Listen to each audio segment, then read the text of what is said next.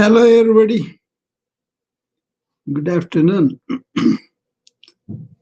This is Dr. Rao welcoming you for your. Yeah, Kareem, I'm happy you're here because this is about AI and my big questions to that. Okay. I'm interested in these questions and I'm sure you will be happy about that. So I was pondering over certain deeper questions. Okay, I think it was another talk. These things came up for me, and I was asking them. See, I was asking AI phenomena as somebody who is actively trying to learn and also use the applications to improve whatever I'm doing in my life, like writing, copying, or researching or presentations preparation, videos preparation, management, and making so many agents that are going to be automated. And I want to be a generalist in AI so that I can manage several experts in the form of AI agents. That's my long term plan. But my big questions are, what is the phenomena of AI is going to do the human suffering? Will it reduce or will it only increase or rearrange it? That's one big question that I have. See, this question is because I see the suffering all the time. Because AI can ease suffering, I think, by reducing the disease burdens, and it can support mental health somewhat, doubtfully, but then somewhat. And then it can automate exhausting tasks, thereby reduce the stress and burnout. That is one thing. And because I find a lot of time because I'm using AI for the things I like to do. Okay, so that is kind of liberating me, right?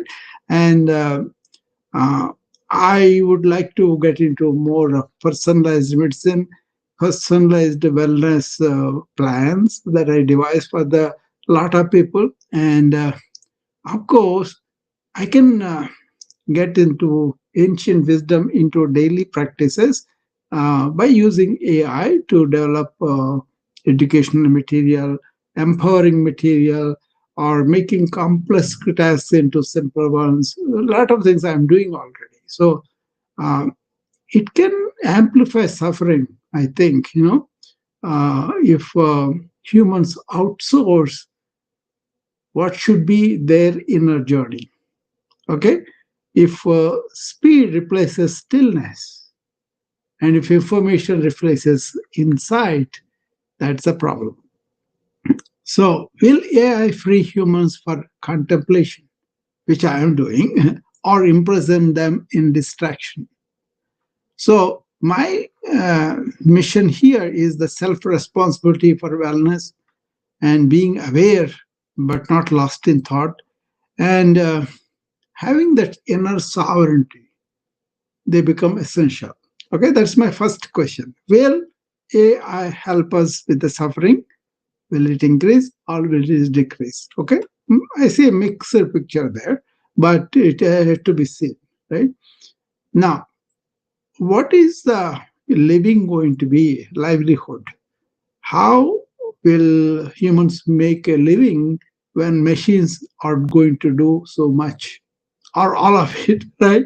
So this is like an economic, existential, and spiritual question rolled into one.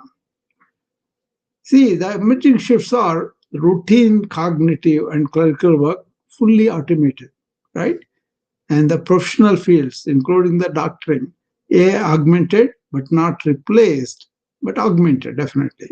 And I'm just doing something on what is the AI contribution to the medicine going to be, and that is some other time I will present that. Because I'm very much interested AI, how it is going to do what to the medicine aspect of it, right? Because I'm a physician, I'm into that EMR and all that, but also So many things are happening that requires a special lecture. I'll be doing that. Okay, but the same thing with many professional fields.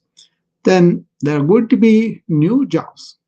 Uh, so AI supervisors, a generalist I talked about, wellness educators, guides, and storytellers for the wellness thing and all that, and also community builders. They are going to be there.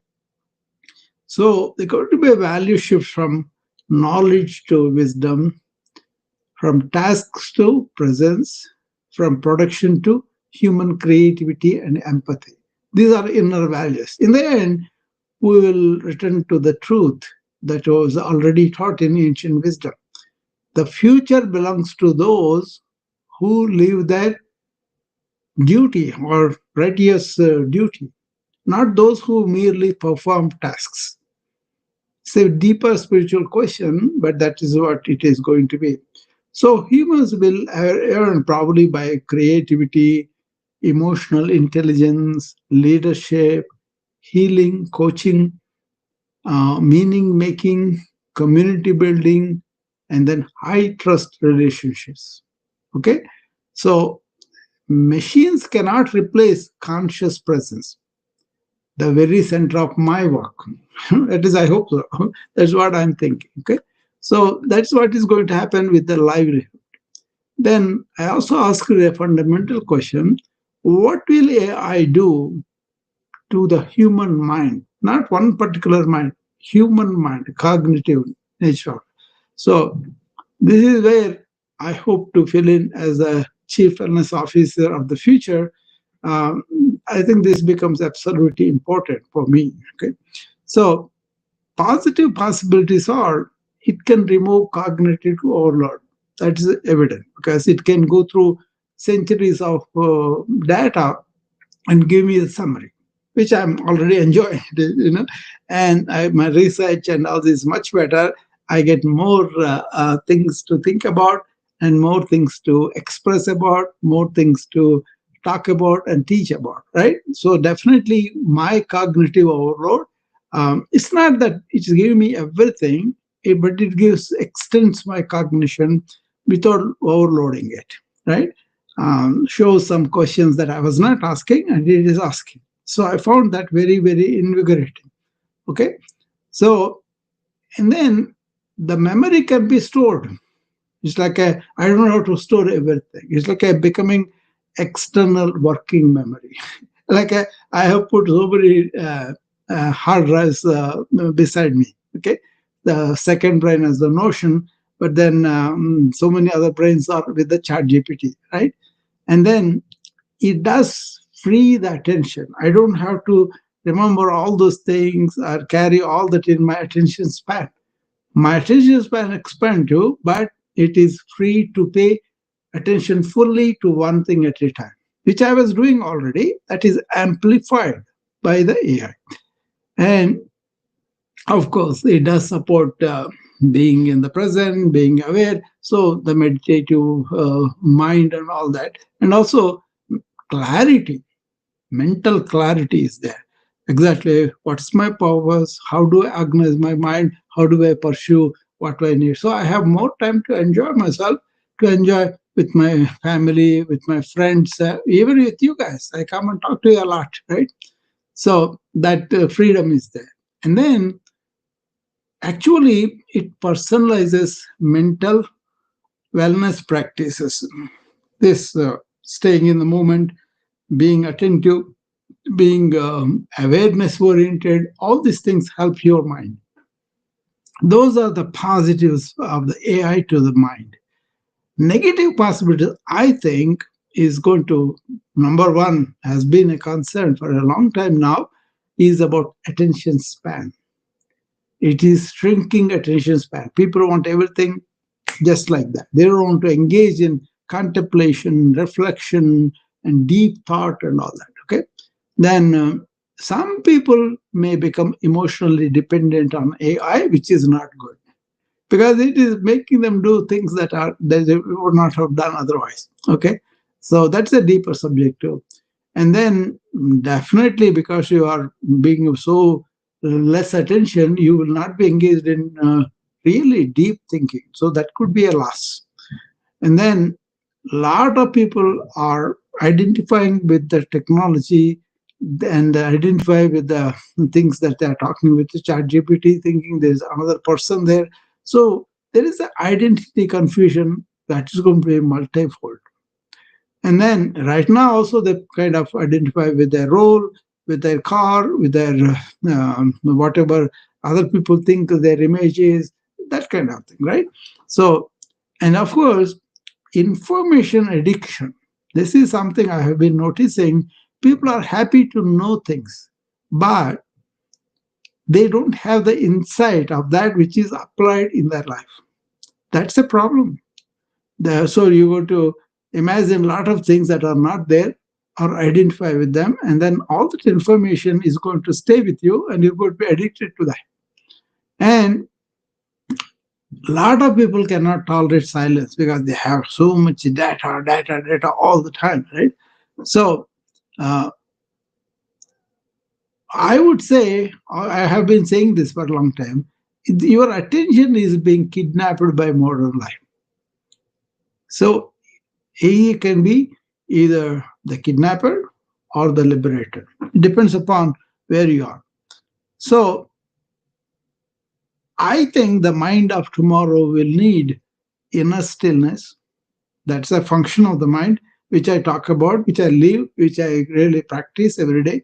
And this ability to turn inward, shut down everything outward, and stay few minutes in the morning, few minutes in the evening. I advise people to turn inward, not ruminate, not to really take negative things and talk about them. No, really turning inward and look at what is going on with your egogenic reactions and all that. Okay, and then actually you may have problem with the discrimination to separate signal from noise, right? Okay, think about that. Okay, so awareness to remain sovereign, not influenced by anybody else but your own awareness. So my teachings are AEIOU, where I do this morning routine. You become aware, you become energized, you become insightful, and you go to the primordial sound to liberate your energy, and you realize that you are that universally available conscious being that is within you too. And then I always talk about being the witness consciousness rather than just the thoughts or feelings or egogenic um, reactions and all that. Okay, um, then you can also do the kriya yoga where you are manipulating with your energy. These are exactly, I think, a lot of civilization part of it needs to stay alive. Okay, all this consciousness, awareness, and energy manipulation and all that. Okay, so those are the things about the mind. So we have come to 3 points, right? First one was about the suffering, whether AI will increase suffering or reduce. And what about the livelihood? Machines are doing everything. What is going to happen to them? The second big question I have. And the third question is, what is the AI impact on the mind? I just don't want to get lost in the details. That's why I'm enumerating them. And the fourth one is, what is it going to do the climate change that we desperately need? Otherwise, our planet will go, right? So, will it be helping us to reverse climate change or accelerate destruction? I would say, yes, it can help by optimizing all these renewable energy grids. That's one. And then it can predict better. I was seeing a report yesterday. Actually, it is doing better than the European models. European models are supposedly very good, and this is better than that in a fraction of time. And with the toxic weather going on like this, that kind of speed and accuracy would only help. Okay, they can give the warnings much better, much more precise, much faster. Okay, so people may be saved because if you make a few hours of difference in this toxic weather, that makes a difference, right? And it certainly can reduce the food waste that is there. Okay, you can manage the temperature and tell us what is going to be putrefying and all that. Okay, then precision agriculture. It is going to enable that much more. It's already happening in China. A lot of precision agriculture, even in India. What they do is they have this satellites, they have the information beamed down to the particular farmer who is doing the farming. And I've seen all that. Okay, then it is going to discover more materials that are going to be clean. Okay, so that will be good for us. Okay, and then climate science itself is going to be accelerated because the research is better, the data is better, and the conclusion will be better. So, and then it can reduce the transportation inefficiency. So, generation of all the gases can be reduced because we can improve the efficiency of the traffic, and of course the vehicles and everything alternate fuel, that is there too. Then water is going to be a big deal for us because as we are running out of the potable water or in the far corners of the world and the developing world also, that can be better used with the AI precision, AI research, AI information. Okay, this is what I think it will do to help the climate. And but AI consumes a lot of energy, right? All these data centers, all this e-waste that we're going to generate, and then we're going to extract a lot of resources for these things to go on, right? And that is going to be technology evolve faster than the crisis will help it to create. That's a fundamental question. Can technology evolve faster than the crisis it helped to create? Sometimes the societies are like that. Say one of the things I'm doing with my state in India, I plan to do it, is how can I have rapid growth, and with the rapid growth, a lot of stress and burnout is inherent in that, right? And how can I help them with my guidance of wellness principles so that they won't be stressed out, So because we have experience with that, okay? So what I think is my health vision for the planet is not only AI to accelerate stuff and liberates me to go and find out a lot more ancient wisdom and then help people to be less of a consumers and help the climate to heal better. Also not to contribute further erosion to that. So that's the fourth one. What is the AI going to do with the climate change? Will it help or will it accelerate the destruction? And then fifth one is, what about the unity or fragmentation of the society that is happening in the modern societies? Uh, is the AI going to be increasing that or unifying the humanity? Will it fragment the society much more or will it unify humanity? Say the biggest risks are misinformation, right? All the time there. And then deep fakes. You are talking about fake news now? Wait. And then lot of polarization. Computer literate, not literate, haves who can afford a lot of advanced technology training, and people who don't have it. This polarization already with the money is a tremendous polarization, right? And economic inequality in countries. Within the countries, among the people, even in the United States, only 4 or 5 people control 90% of the wealth. So that is there. And then we are going to lose the trust because a lot of these people are not going to help the people who don't have that. So biggest risks are that. And then, but the education can be for all, healthcare for all, and knowledge without barriers. And then there's a new global collaboration that's going on. Okay. Uh, this unity is possible only when the wisdom guides intelligence, not allowing the intelligence to spread and do whatever it wants. It has to have, welfare of the people and welfare of our planet, all those things should be there, collective good. Okay, otherwise there is no wisdom, and then everybody is but their own egotistical or those kind of things, right? Think about it, and then who is going to control AI and for whose benefit? So this is the governance question. Will AI serve the wealthy, exacerbate the inequality like we talked about, or centralize the power with few people? Musk can have 10,000 robots, and he can have an army of his own that he can control his companies, his societies, the countries he's staying in, and all that. Will that centralize power like that? Or democratize the opportunity of this? Okay. So my mission of proactive wellness, minimalism, and ethical living, I think, is like an antidote to the profit-driven paradigms. Okay, you can be acting on the wellness proactively by yourself, by education, by empowerment, and not waiting for the illness to strike you so that you are dependent on the healthcare system. You can go there if that happens, but many of them can be prevented with the being proactive about your wellness measures in your life.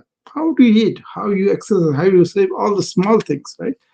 And then minimalism, not being a rampant consumer and contributing to the destruction of the society, but also not being dependent psychologically on that kind of living, right? And ethical living, where you are not going to hurt anybody first and you're going to help them first. Those kind of this mission, my mission of being proactive about wellness and making people realize that and adopt that kind of living and live minimally and also ethically, right? So I'm not into the profit driven paradigms. Okay, then people can adopt that themselves. Now, the second question is, in this AI era, how does humanity preserve dignity, agency, and meaning? So meaning must come from the being, not doing some stuff. And identity must come from awareness, not achievements. Okay? And your purpose must come from your righteous duty, not consumption. This is the spiritual teachings. Uh, they become societal medicine here. And finally, I was wondering, will AI amplify ancient wisdom or erase it? Okay. AI can translate our scriptures from whichever religion, whichever faith, whichever country, and then it can amplify teaching, meditation, help them give scripts, help them give assistance to calm down, meditate, and be in that awareness and all. And then self inquiry is something more than the meditation, it can spread. Okay. And then create personalized spiritual pathways. That is one thing they can develop. Okay. And uh, you can preserve lost wisdom tradition that people lost count of it and they don't know about it. They can be reintroduced without trying to convert them into other religions or divisive practices like that. Okay, but AI can also reduce wisdom to content, only content, nothing inference, nothing insight from it, or because too much information, or promote superficial spirituality. That's all there. And then it can replace lived experience with simulation. That's already happening. Okay, this is why my work is important to me, and then um, this experiential wisdom is very much needed in an AI driven society because all information versus insightful experience and wisdom derived from the experience of you. That's very important, I think. My work is about that, about sending people to their own inner self and understanding the impulses, the reactions, the thoughts, the feeling, and then not being reactive or impulsive or really poor attention span. Okay, so will AI, this is a summary I'm coming to. Will AI reduce suffering? Yes, if guided by awareness. Otherwise, suffering mutates, not dissolves. Then how will we make a living? See, a lot of rules require consciousness, creativity, empathy, leadership, healing, teaching, these kind of things, community and wisdom, they will grow. What effect will AI have on the human mind? It can sharpen awareness or scatter it. But stillness becomes the new superpower, right? Not running away all the time, not burning out the thought mechanism by constantly being mechanical. Okay. And finally, will AI help the climate? Yeah, it can. If aligned with our duty or to the earth, duty to the world, to other people, and if you have a planetary responsibility, not just for your life, but the planet also. Okay. So that's where I will say. So my closing reflection on this is this question is not technological, it is civilizational, it is spiritual, as far as I'm concerned. I would say AI is the chariot, but who is the charioteer? Who is it driving it?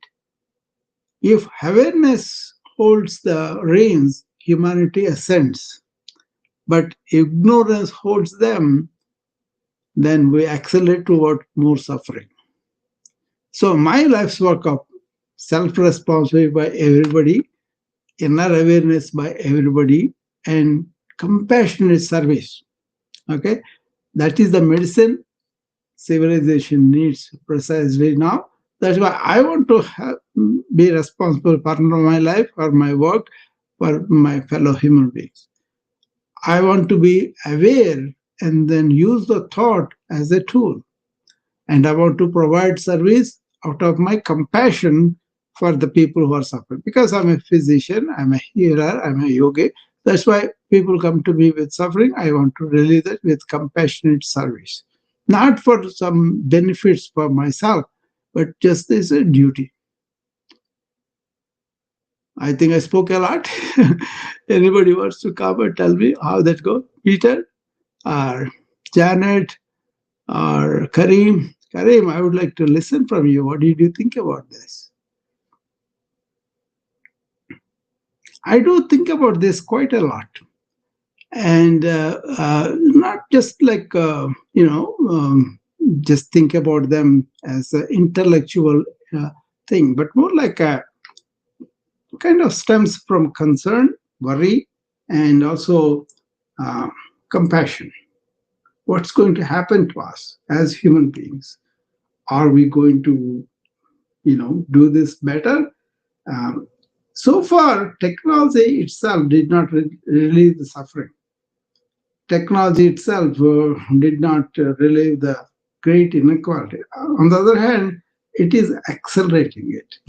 Now that AI is going to be maybe 1,000 times more than any technology that we have seen, this is a concern. This is how can best use it without really increasing of suffering? What do you guys feel about it? Do you share my concern? I mean, this you should come and tell me what you think about. Okay, this is not like an exam or anything. It's like a fellow human being. Are we concerned about these existential issues of planet is on the threat, and a lot of livelihood is a problem, and the AI is going to affect our mind quite big. Yeah. So all these are big questions, right? Will it help us to relieve the suffering? Because there's so much suffering going on, right? You may have created a lot of material things, a lot of comforts, a lot of conveniences, but still there's so many wars going on, so much of depravity going on, so much of lack of joy in life. That's for sure, right? And also no resilience to tolerate the suffering. That's for sure too. Okay.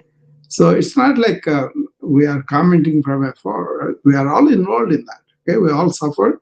We all lose livelihoods. We will have the problem of toxic weather. We are already experiencing that. So all these things are going on, and also already people are kind of lost in their thought, lost in their mind. I was just talking to Doris about there is no mindset. Mindset. There are only thoughts. Look at that insight from the ancients, where they said, you are that awareness. In awareness, you are having thoughts and feelings and all that. So don't identify with the thoughts that are coming and going. But many people do. And they call this mindset. I have developed this mindset. If you repeat something continuously like a thought, that becomes your mindset. But then originally it's only a thought. Like that, many thoughts come and go. So identifying is something that is transient, I think that's not wise. But you are aware, in that awareness, like a sky of awareness, clouds of thoughts happen. Let them go. Don't identify with them, right? So that's how I look at it. There's a stage called no mind mind. Once you understand that, then you will know what I'm talking about. Okay.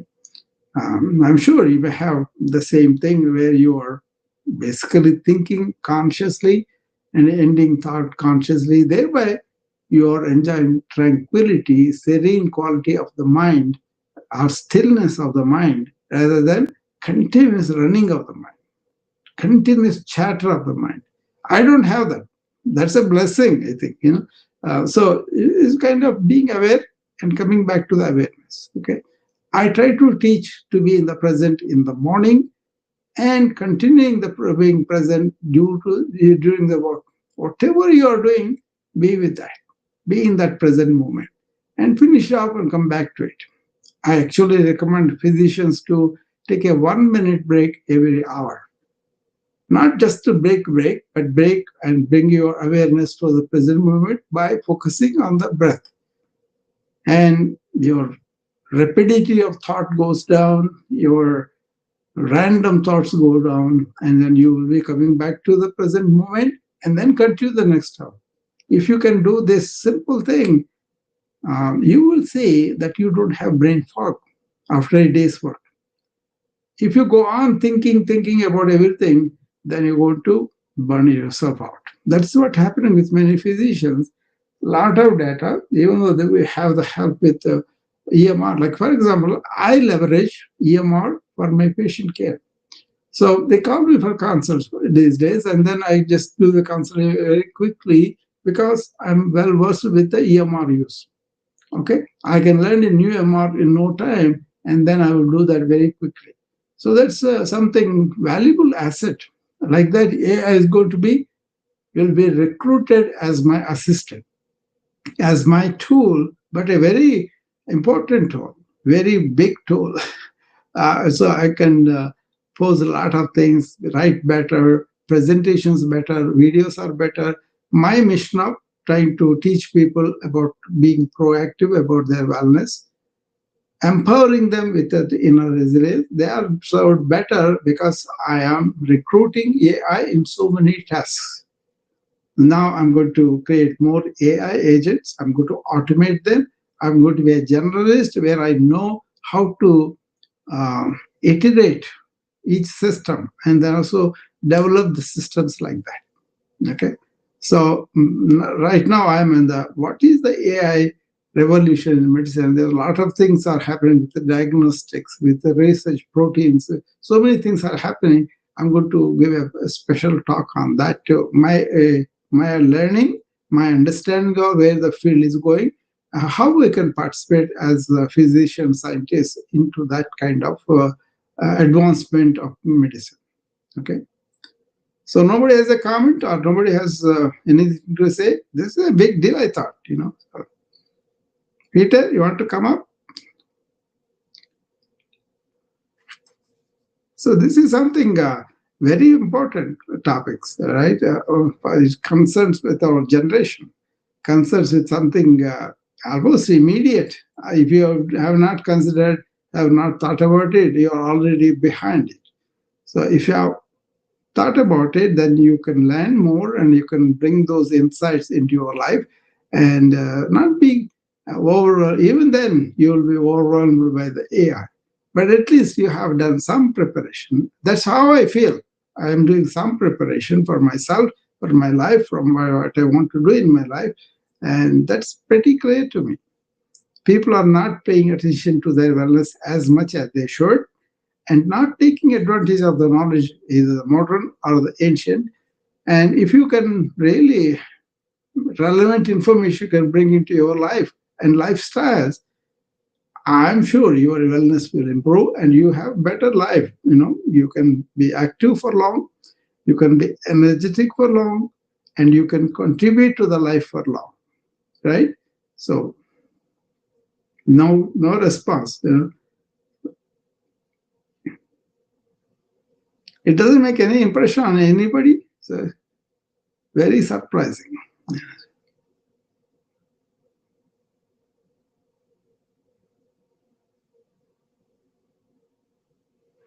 I am here almost 36 minutes.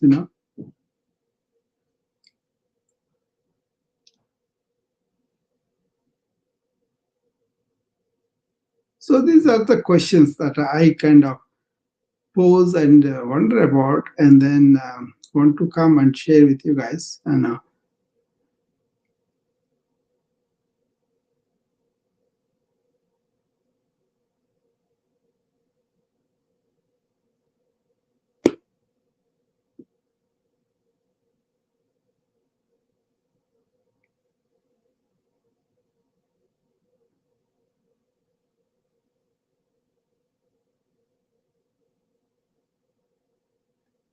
I always hope to have a dialogue with people so that they can see where they are with these kind of concerns about. These are going to touch our lives for sure. So they're not like my philosophies or these are kind of observations. Um, we may be wrong in our assumptions, but what the facts are, AI is a phenomenal technological change that is never seen. No other technology changes is this big. You know, so that is going to disrupt the life. More so if you are not ready for it. More so if you don't invest time and energy to learn about this, and you can take advantage of it, which I am. I am really. I'm not a coder. I'm not a creator of the AI, but I'm a good student and want to understand where it can be applicable to our life's problems and where it can be probably take us over. So you got to be aware of that, right? So that's why I'm doing these rooms on the AI, not as an expert, but more like somebody who learning and trying to use it, to apply it in my life. And it's really give me a lot of time, lot of energy, and lot of stuff to think about and be prepared if the change hits us in a big way. You know. All right. It seems I'm not able to inspire anybody to come and talk about anything. Uh, is this too much, or is this too little, or is this too amateurish or professional? Um, you can come and tell me about that too. That this doesn't make much sense to you. You can tell me about that also. Or you can tell me, educate me what's going on with your approach with AI. What is your Karim should be able to come up and tell me that, and he's involved in the AI in so big way, right? All right, I think it's a exercise in futility to ask you guys to come up. Maybe you're busy or you're not interested. Okay. All right, I will see you again whenever I have time. Thank you. Bye bye.